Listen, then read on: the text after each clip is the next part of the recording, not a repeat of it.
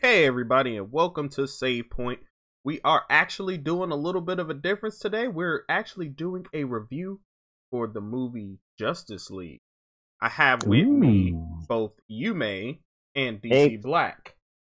Yo. And we have quite a few words about this movie. Quite a few words. Word. Oh God, this movie. Obviously you can tell that DC Black feels very, very passionate about this movie. Like he can barely contain his happiness about man, I don't care what anybody say, man. I enjoyed the movie. Anybody can fight me right This now. this it. movie. We're up then. This movie.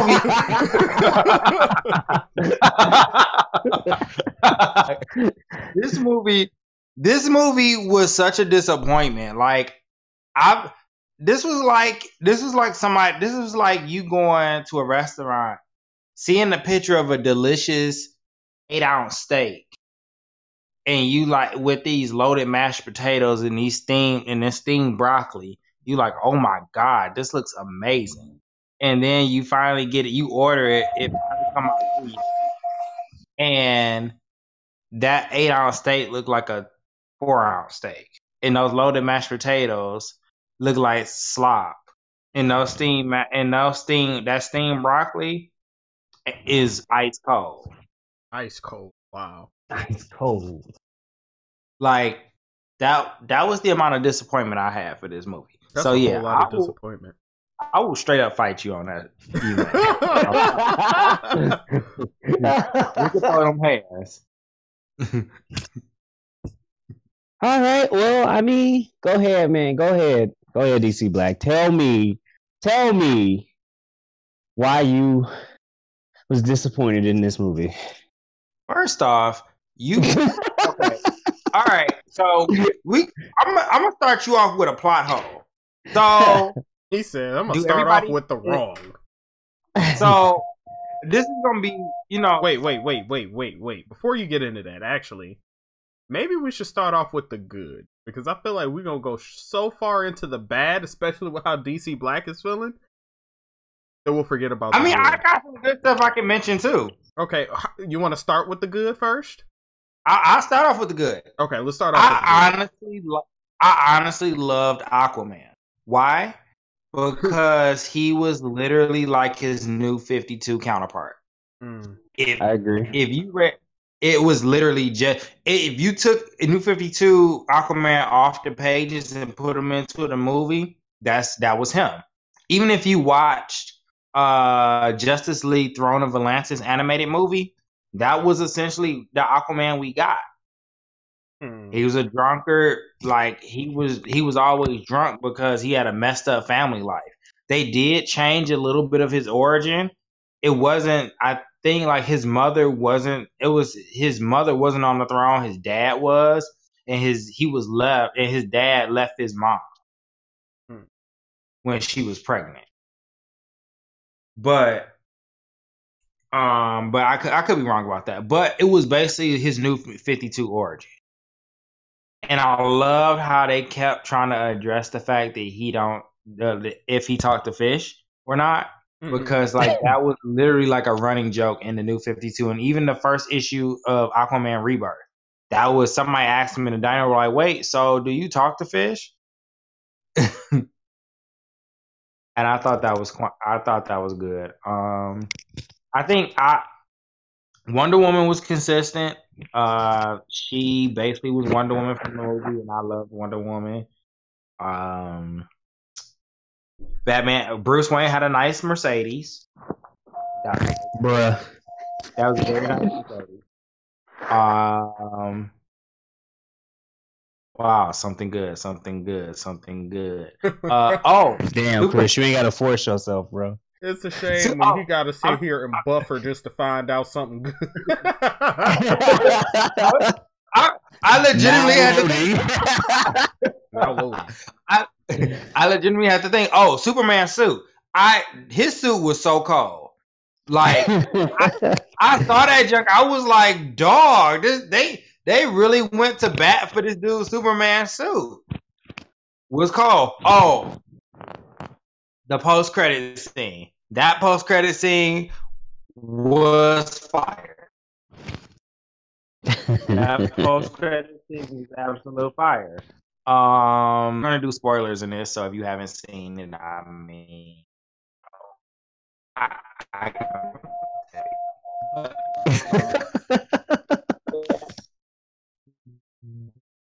I can't hear a word that DC Black is saying.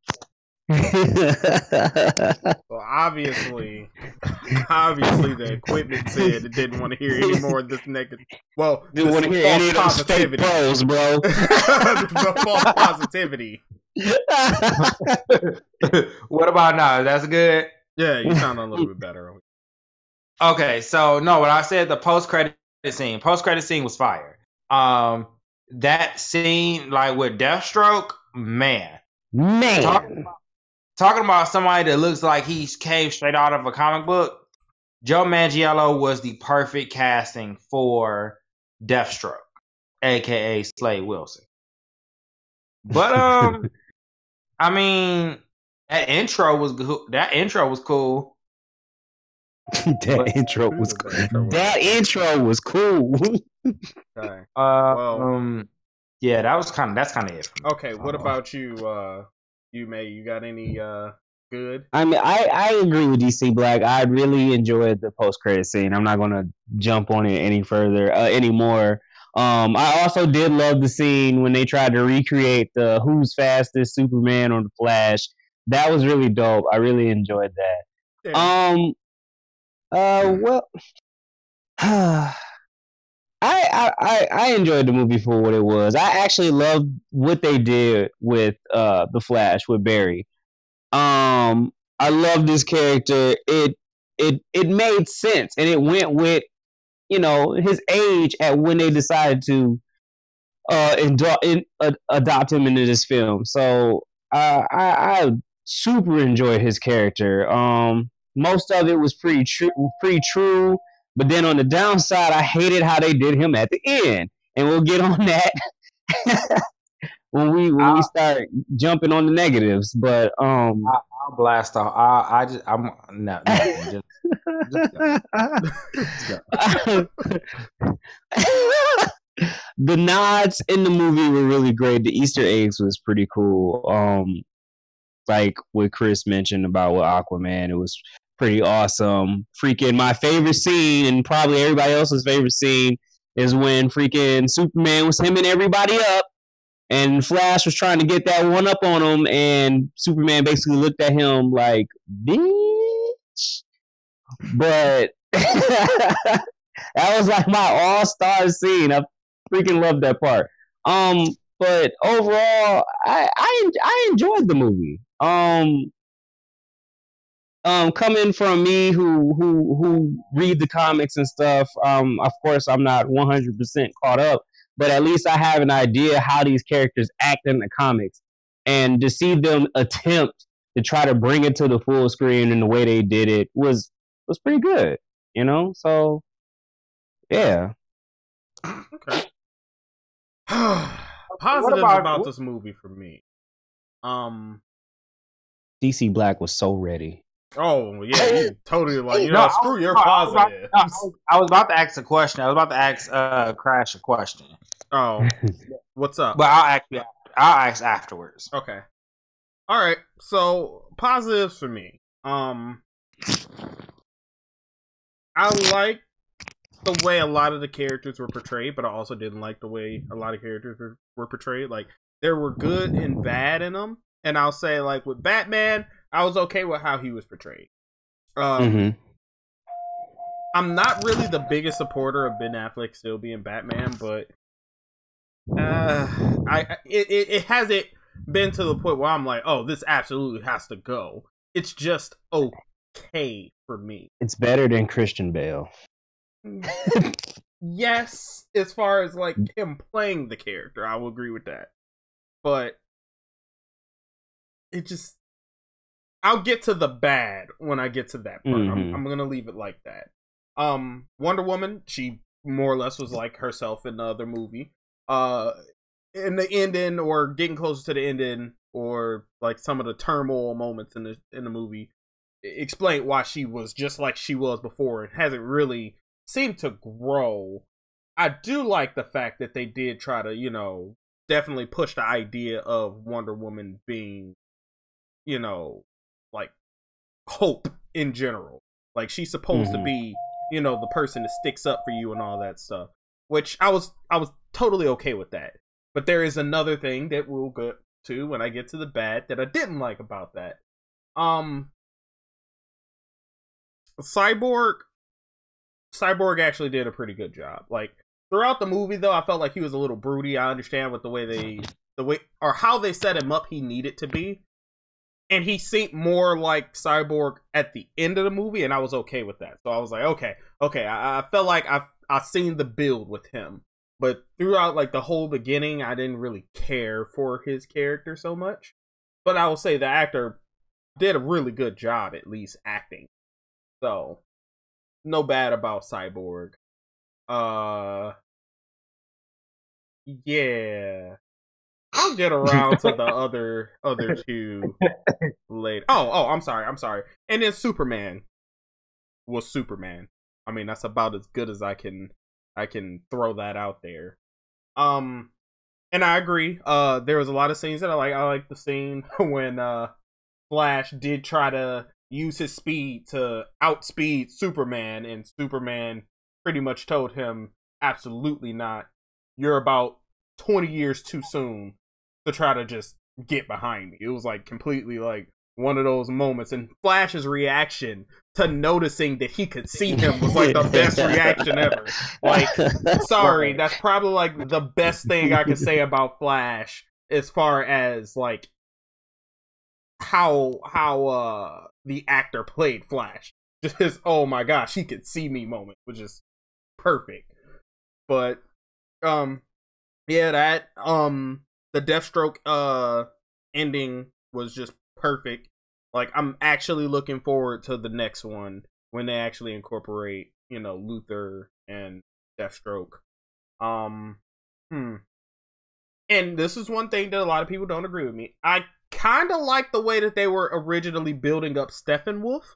Like, it actually made him seem almost credible until I can until Superman came. Like, I agree with you on like, that.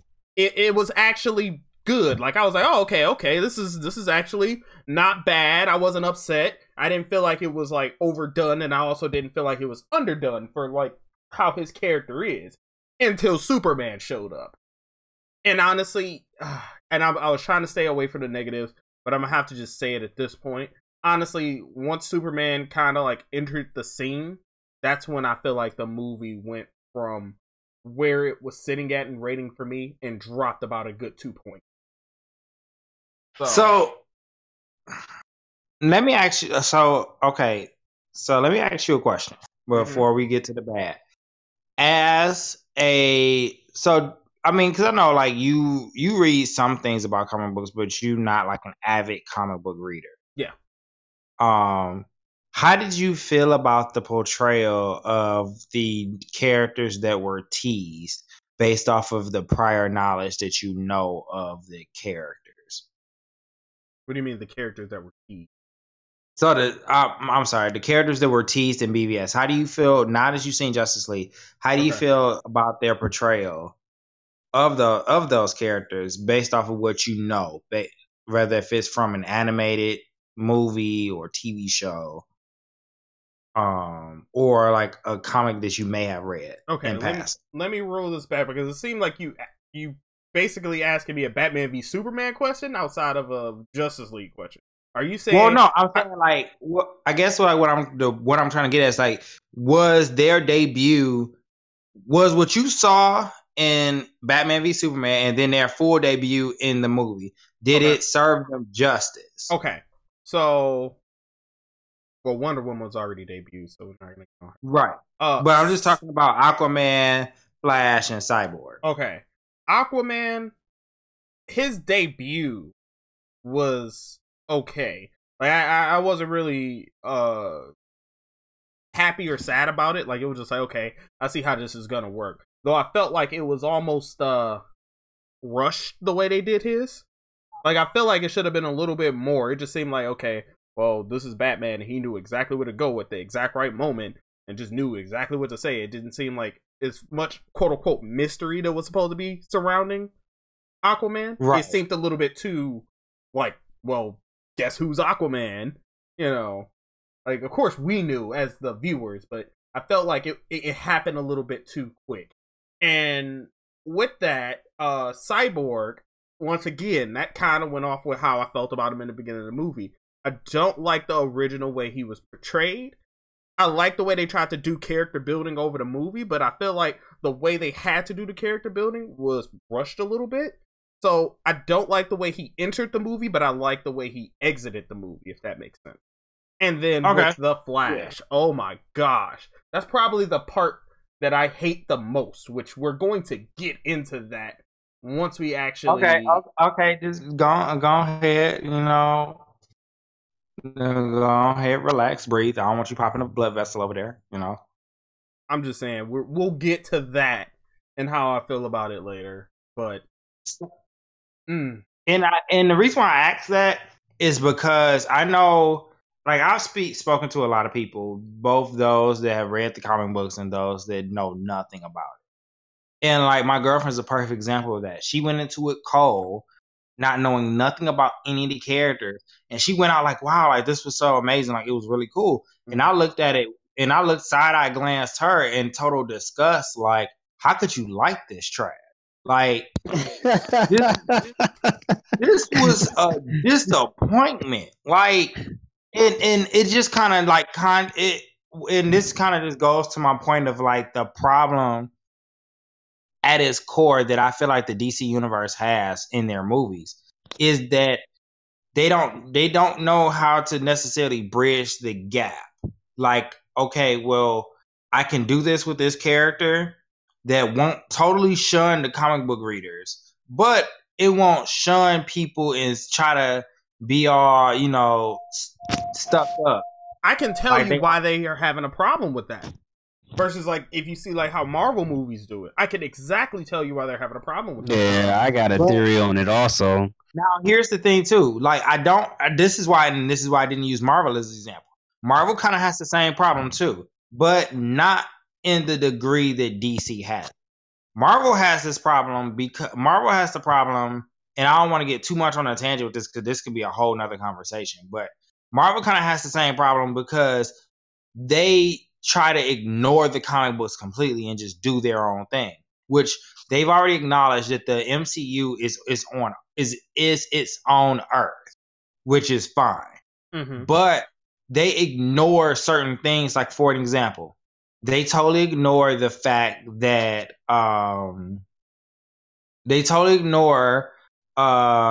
what's his name? Shoot. What's his name? It's okay. It was some stuff. It was Ant-Man. They ignored, like, certain things with Ant-Man. They ignored. Also with Captain Marvel, in the Captain Marvel movie, they're totally ignoring like a lot of her history that she had as Miss Marvel, which is very important history because the power set that she has as Captain Marvel, she had to progress to that point. Mm-hmm. And in the Captain Marvel movie, they're just saying she got her powers, she became Captain Marvel. But then to the flip side of that, you have other characters, even with all different Marvel, you have people that took those characters like Miss Marvel, and they totally disregarded the old characters for these newer characters. And it's kind of like the same problem, like DC basically can't find the balance, while Marvel totally ignores their history and try to create something new and different that people don't necessarily want, which is why we have Marvel Legacy now. Because people was like, how you going to ignore a bunch of history and just do your own thing? And see, I see where you're saying this could be a whole conversation in itself, so I'm not going to get into every part about what I'm saying, but I think that is why Marvel actually does better, is because you know beforehand that they're going to do things that aren't going to be exactly as the comic book says. And then you look at DC, who tries to do exactly how the comic book does it, but you realize they never have the time to do it perfectly within doing a movie. And then it just comes out as a bunch of shortchanged mess. And that's the problem. But with Marvel, it's like, yeah, if they shortchanged it, you know they shortchanged it. You know it's not exactly canon to like how they would do it in the movies or in the comics. But for the entry into the movie, you're like, I am A-okay with this because they didn't overdo it. The character came in at the right moment, the right way, just not with the correct backstory. But they entered the scene as they needed to. While with DC, they don't. They just kind of show up and then like either have very slow character development, no character development, or character development that moves so fast. It's like, okay, so in 10 minutes, we've pretty much established this whole guy's, persona when he was supposed to be from here to here. And it just happened. Right. So, yeah. That's why the only reason why I feel like it doesn't turn out as well for DC is because they're too close to the comics rather than trying to find the, like you said, the bridging gap of not being close, but making sure to stay at least on the same page. Yeah, and then I just feel like it just gets kind of messy at the same time, at least for like with the group movies like BVS and in the Justice League movie, when you still have characters that you haven't been able to set up with their own movies yet. So you're still trying to give people like a little bit of their backstory while at the same time trying to set the path for where they are now, and it just ends up jumbled. And this is why, going back to Marvel Avengers, happened a little bit better. Is because they pretty much had all of those characters set up from other movies, and then they threw it together. So you didn't need all the extra to set it up. So the movie kind of like jumped into it as it needed to. Right. I get what you're saying. It kind of would have like, to me, it might have would have made more sense. Is like, okay, so if they really wanted to hurry up and get the Justice League movie out, like they already did some of the backstory telling in BVS a little bit. I just feel like if they was just gonna do the Justice League movie and then still gonna do the backstory movies for the other heroes, they should have just left out a little bit of the backstory that they tried to tell in Justice League. You know what I'm saying? At least except for like Cyborg, because you kind of had to mention why he was there. But go ahead. I'm sorry. I was just want to say, like the others, you kind of already had it like set in stone why they're there and why they were being looked for. They set that up in BVS. And it's like trying to jumble that up in the Justice League, or trying to fit that into the Justice League about who these characters are and what they're trying to do. It just kind of takes up more film than actually trying to set up the battlefield for what's going on and what the threat is in the actual movie. Now you have to rush the ending fight because you spent so much time trying to do the backstory on these other characters. Well, and that kind of leads into like one of the bad things I'm gonna talk about with and problems I had with Justice League. Now, one of the main problems I had was Cyborg, because to be honest with you, if Cyborg was not in that movie, it would have still worked, because you could have swapped in the flashback scene was a perfect scene where you could have, instead of Cyborg being there, it could have been Green Lantern, because the way that movie could have been tailored is saying, yes, he's looking for the mother boxes, but the Green Lanterns, because of what happened in the past, the Green Lanterns knew that Steppenwolf was on his way. So they sent Hal Jordan, Guy Gardner, or John Stewart, or even Kyle Rayner to Earth. Like, hey, Steppenwolf is coming. If there's heroes on Earth, get them together because stuff is about to hit the fan. I feel like Cyborg, there was really no need for Cyborg to be in this movie. Now, if you would have said, okay, Darkseid was coming, maybe. And then, like, I would even have went so far as to say, okay, well, the reason why this just like the first arc of the New 52 Justice League, it brought Darkseid over because you find out that Cyborg actually is made up of a mother box. But in this movie, Steppenwolf even acknowledges that pieces, just basically the power of the mother box, made Cyborg to what he is, not the mother box. Not the mother box. So DC Black, you saw Justice League War, right? Yes. So everything that you just said, as far as with like Darkseid and everything, is basically, I swear that's kind of like how the movie was trying to be set up. But only thing is like they only took the part, like in Justice League War, they only took the part for the movie where Cyborg was looking for the boxes and figuring out the boxes, and then just left the other half. Like they took that part and put it in the movie, and then they left the other half where you confront Darkseid. They just left that whole other part out of the movie and was like, "Yeah, we'll save that chunk for another time." But that was my problem. It's just like that little chunk is important, especially that's what I'm saying. Especially considering the fact that everybody now has already figured out who the Green Lantern was that died in that flashback. That Green Lantern is important because after that Green Lantern died, I think down the line that ring ended up in Abin Sur's hands. And then we know from Abin Sur how Jordan got that ring.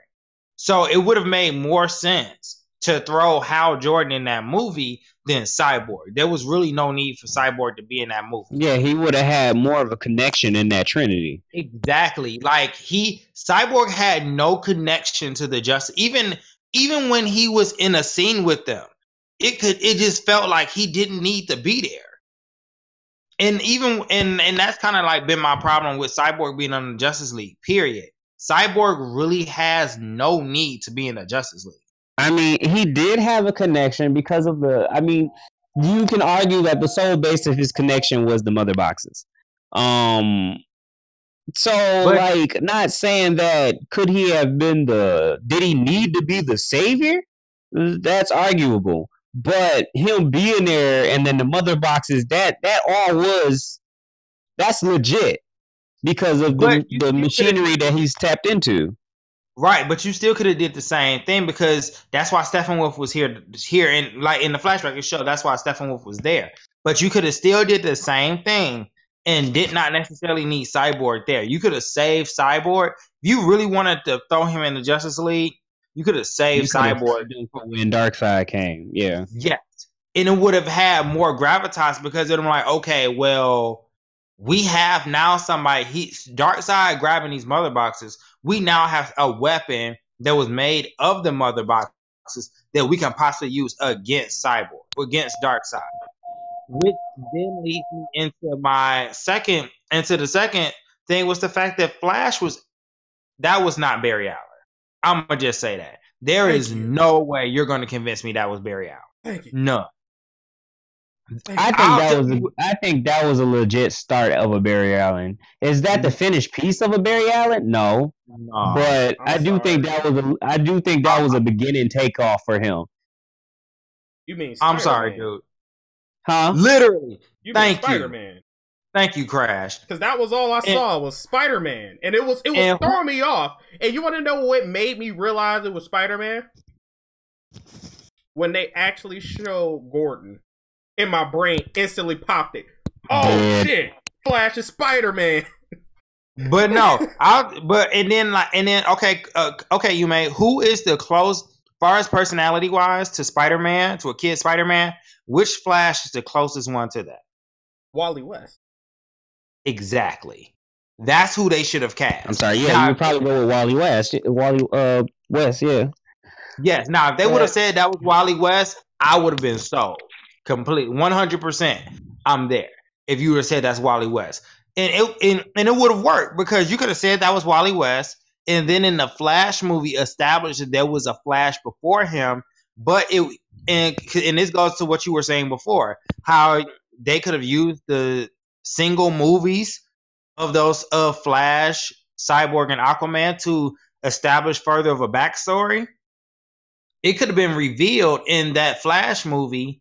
It didn't necessarily need to be Flashpoint, but it could have been revealed that there was a Flash before Wally, but he ran into the Speed Force because of some threat.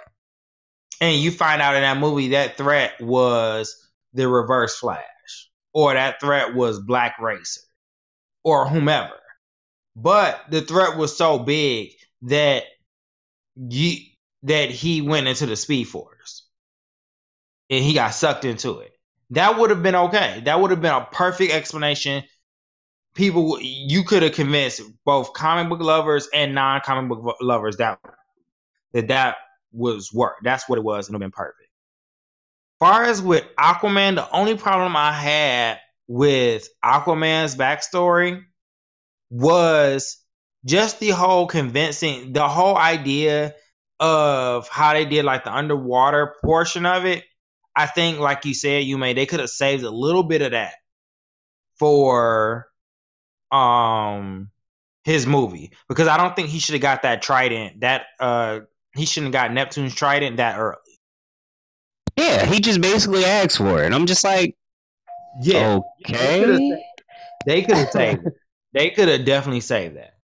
I'm just like, okay, it's like you're trying to tell a backstory, but it's like you're telling the wrong backstories, like at the wrong spots, and it's just like it's not fitting. Exactly, and that was the problem I had with it. It was just like this is feels extremely rushed. Now, getting to this plot hole, I wanted to ask y'all. So, y'all all remember how BVS ended, correct? Yep. So, Crash, let me ask you a question. Okay. When Superman was in that coffin, how did you know he was going to come back to life? Just off of visual. You said just off of visual? Yes. When they were... Go ahead. When they were laying, when he was finally in the ground and they showed the close-up of the casket, how did you know he was going to come back to life? I didn't exactly. I mean, I knew he was going to come back to life beforehand, but I didn't see anything visual that was like, oh yeah, he's going to come back to life. Okay. Yume, did you see do you know the scene I'm talking about specifically?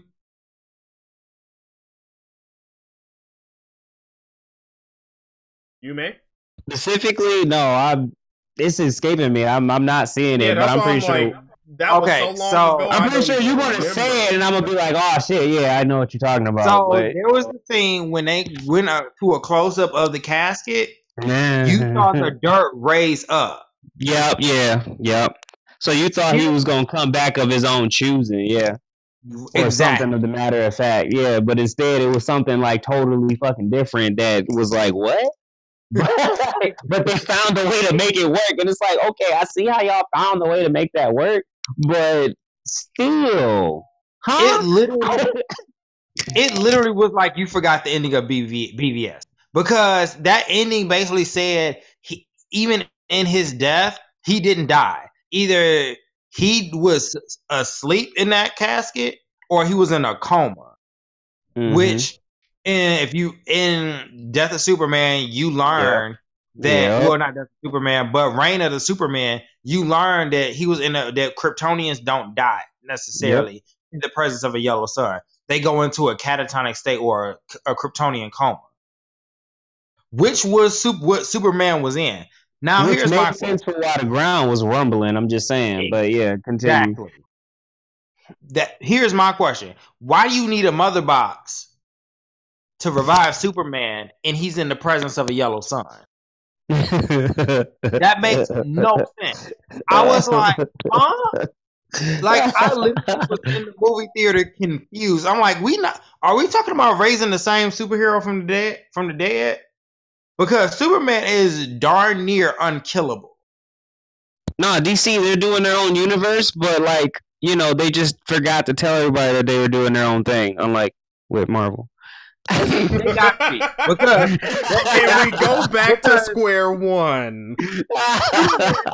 Superman is probably one of the very few superheroes that it is extremely hard to kill him. Like, on the top of my head, I can name maybe 3 things that could kill Superman off the top of my head.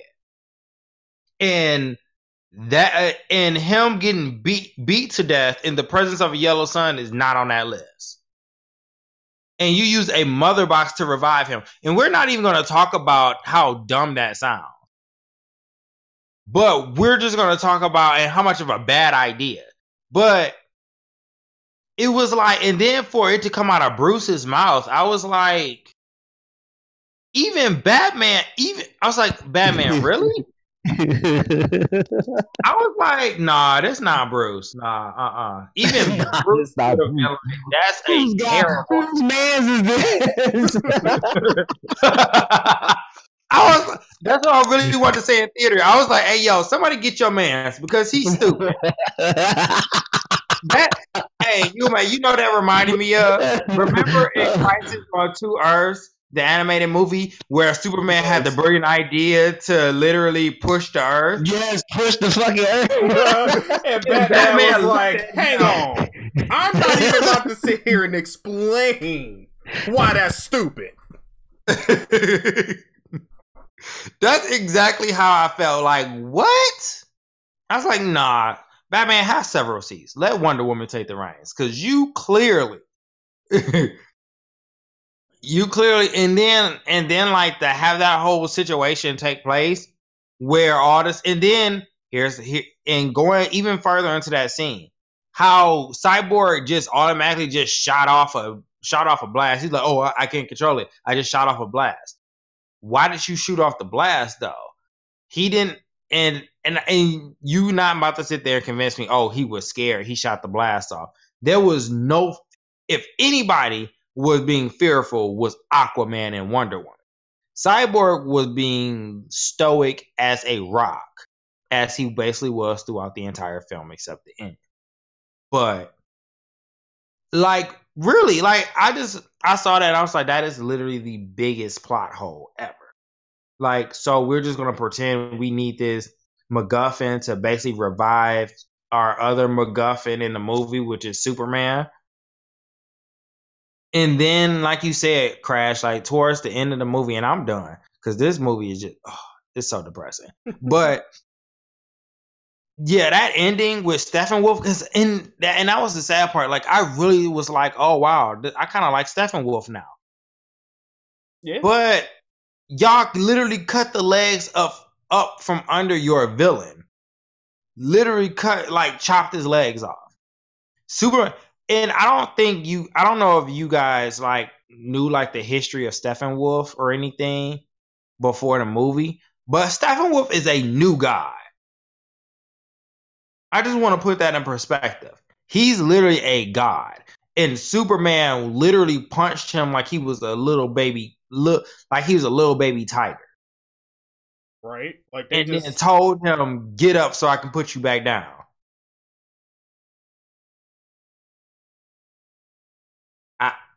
I don't understand. I feel like this movie had potential.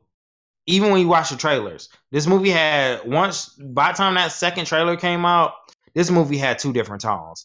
And as soon as I saw that Josh Whedon was taking the reins from Zack Snyder due to family stuff, I was like, yeah, this movie is doomed. Like, it's going to have two different tones. Because Josh Whedon don't really do dark movies. Like, even Buffy wasn't that dark. It still was, it had dark moments, but it was comedic. It had a lot of comedic moments, even in that darkness. And that's what he did with this movie. Yeah. He had a lot of comedic moments in this movie. He threw comedy where there was no need for comedy.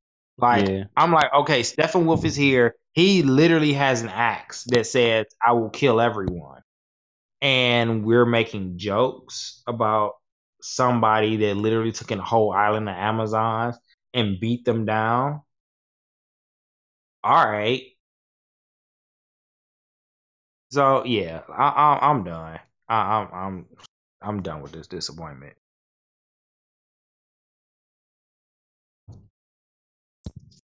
Crash, your cons on the movie. Say, well, my cons.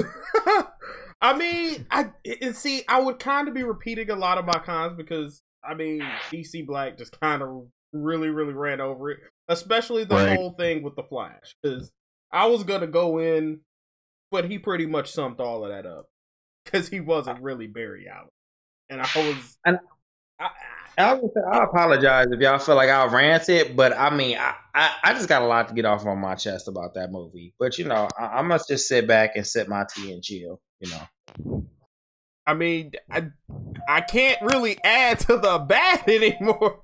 Oh, let me go through and try to find some bad that you didn't touch on. I guess like I'll add my little tidbit. I just feel like that movie should have been like, if done right, if it would have been done the right way.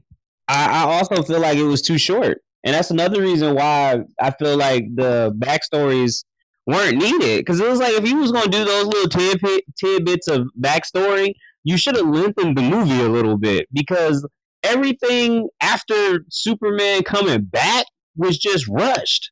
Yep. Like, it was extremely rushed after Superman came back. And it's only because y'all spent so much time trying to do these little loose end backstory tidbits that didn't need to be expressed because you're going to do a movie on them anyway.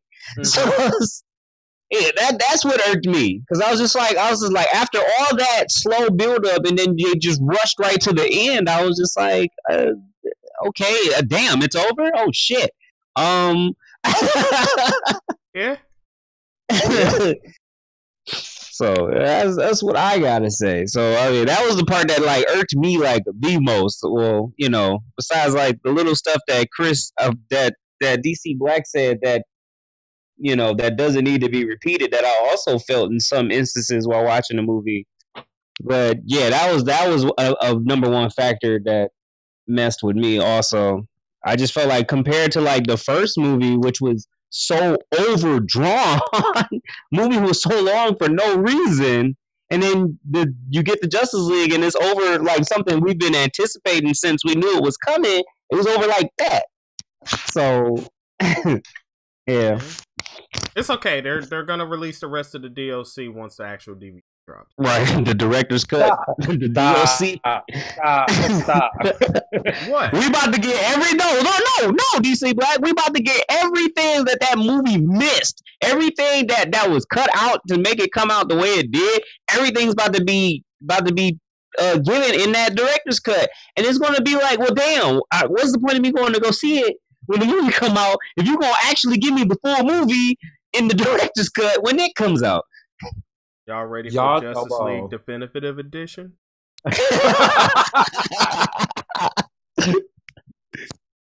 Y'all so bold. Oh, I'm sorry. Justice League Season 2. It is the truth, man. It is the truth. Like, they about to take all those deleted scenes that you know are missing if you watch the trailers. They about to take all those deleted scenes and put them in the director's cut, and then the movie's going to make like 5% more sense than what it made when we went to go see it in theaters. And you want to know the sad part about it? I wonder if they're doing that on purpose now. Because think about it.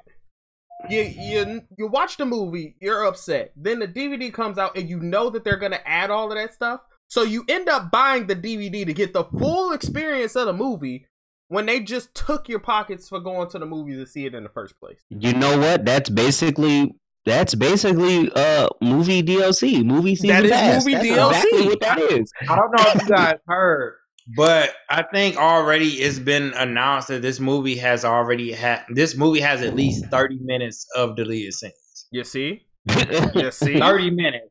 That's 30 minutes. 30 minutes that movie needed.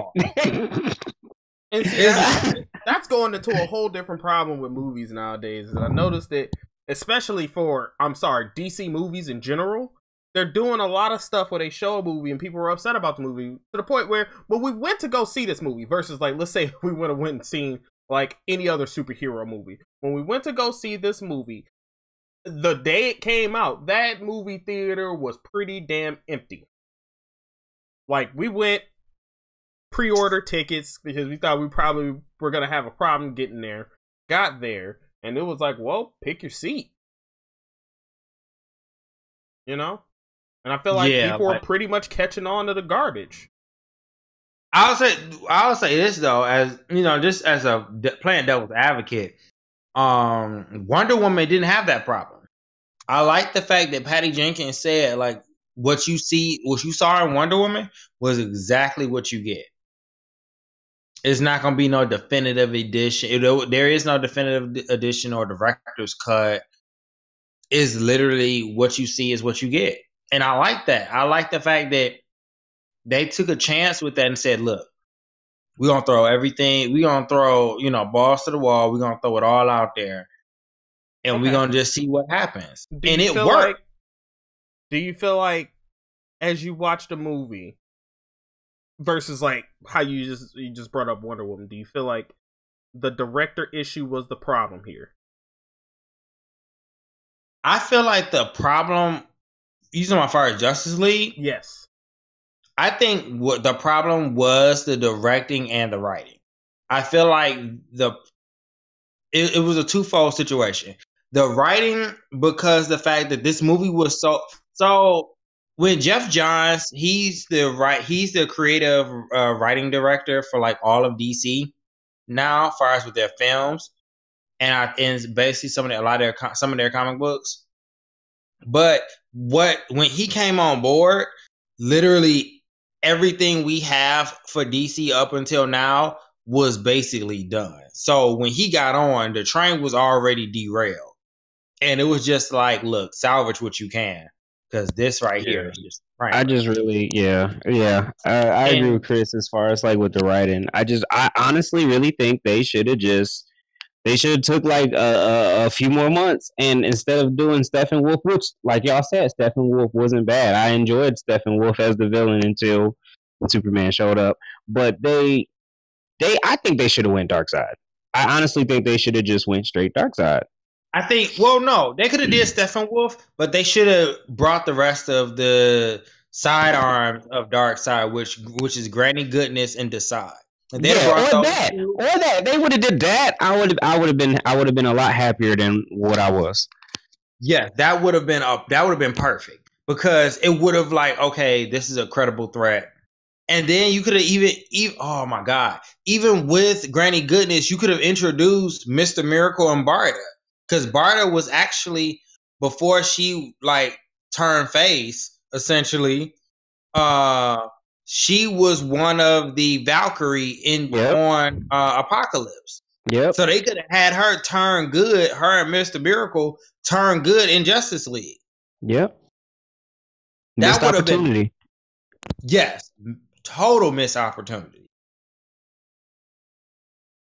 But yeah, like writing and directing was this movie's main problem. Like, and then you spent $4 million on a mustache that Henry Cavill had. Really? $4 million, and you could tell when you looked at his face something was not right.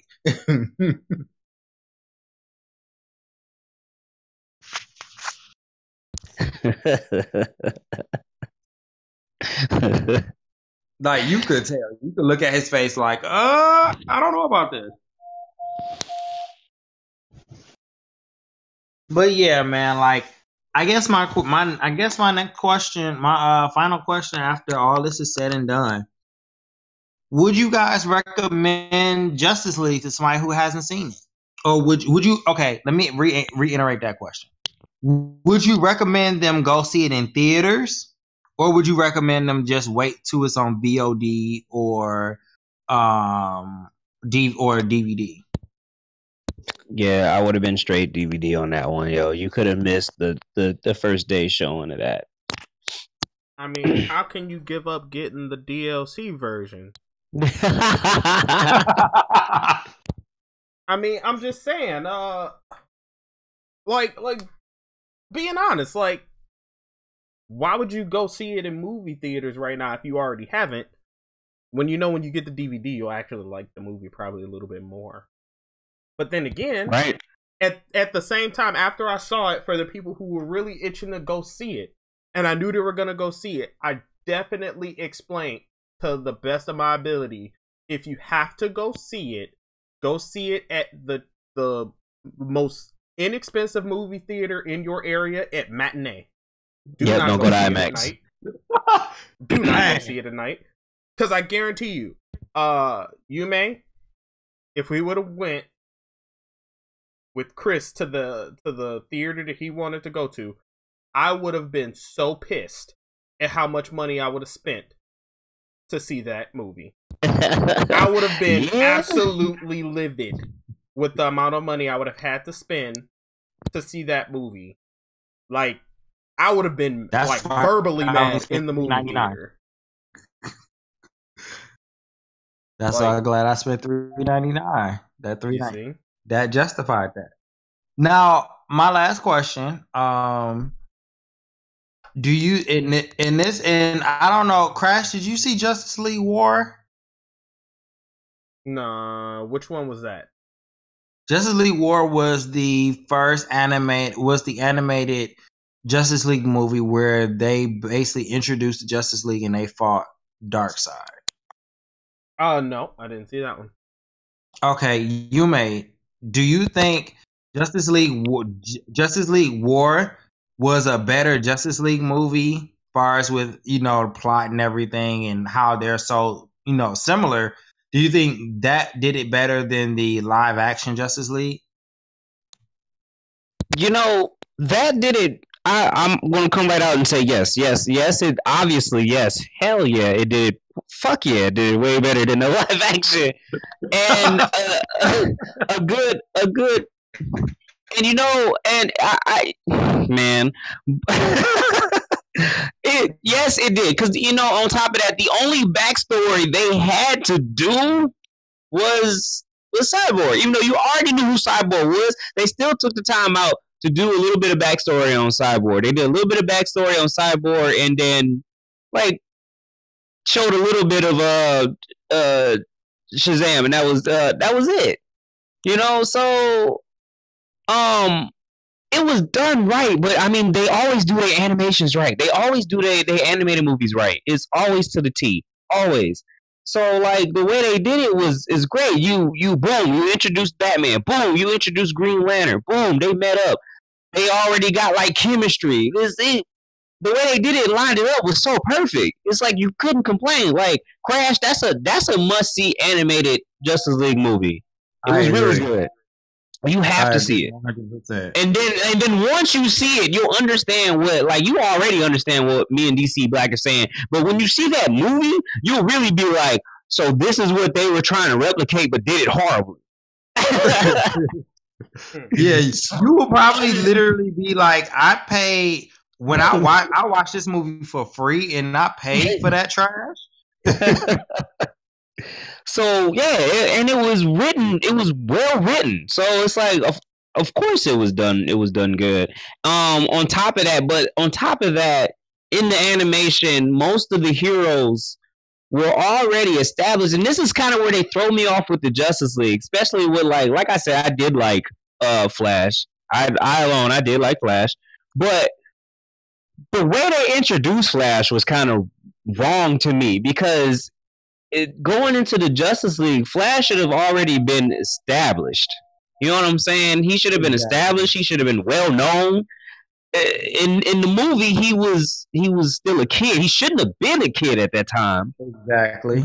But he was a kid, and it's okay, that's kind of messed up. Because Crash, and by the time you get to the Justice League, all the superheroes, they're already on season 5 of their entries. So it's by the time they get to the Justice League, they're already well established. Come on and preach that message, sir. So yeah, they're already established, and then you do the Justice League, and the way they set at least Flash up, they set Flash up like he just started, and it shouldn't have been like that. Yeah. So yeah. So to answer your question, once again, DC Black, yes, but yeah. Yeah, with that being said, we definitely want to tell you guys, you can take our word with a pinch of salt, or you can just take it as gospel. Is up to you. Yeah, I mean, after everything I just said, I still enjoyed the movie. I mean, obviously, I know what's wrong with the movie, but I mean, I myself still enjoy it. If you ever want to check it out for yourself, obviously, yeah, go see it for a cheaper price. But it was a good movie to me if you don't know much. Me knowing a lot, it bugged me a little bit. Stuff bugged me, but I still liked it. And it helps a lot if you're not well dived into comics like that to actually know almost every little detail about the heroes they portrayed in the movie. It does help out a little bit. You'll probably love the movie, but the movie was still good. Like I'd probably give it, like, if I was to give it a number, I'd give it a 7 if I was to rate it. But that's 7 just out me. of what? So.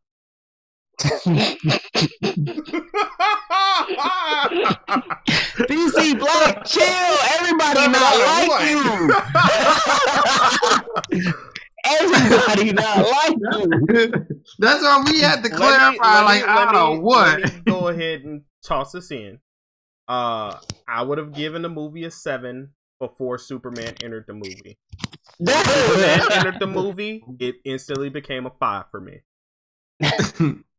I'm hoping this is on a 10 scale. Because... It is on a 10 scale.